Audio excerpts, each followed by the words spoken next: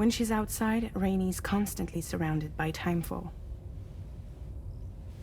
But within a 1.5-meter radius of her body, a different kind of precipitation is observed.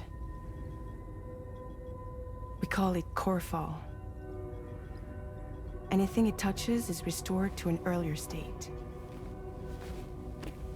In other words, it has the power to heal and repair, to counteract timefall's effects.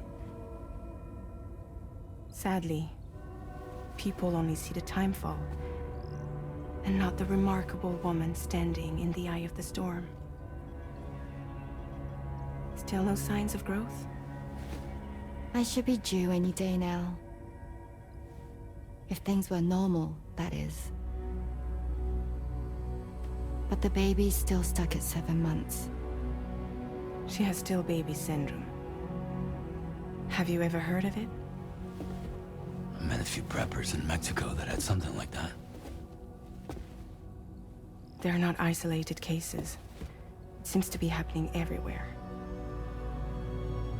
Though who knows if it's a syndrome or a symptom of something else. Simply put, the fetus stops growing at about 7 months. To be clear, it doesn't die, but it no longer moves, as if it's frozen in time. Several treatments, including C-sections, have been attempted. Unfortunately, removal from the womb invariably results in death. And while not all pregnancies are affected, it's yet another contributing factor to the already low birth rate.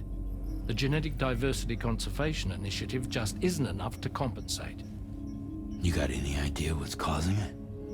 There's speculation that it's due to an imbalance in the beach itself. I'm sure it's been explained to you before that countless individual beaches exist, a multiverse of beaches, so to speak, and that they are all governed by an upper beach on a higher plane. Expansion of the chiral network to cover the whole UCA may have inadvertently disrupted the link to that beach. Or so they think.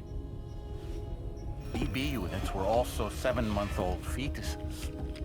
So it's not hard to believe that the beach might very well influence the unborn. While I can offer you no concrete answer, I can state that the plan to extend the chiral network into the Australian continent, to take it worldwide, is also intended to help restore balance to the aforementioned upper beach.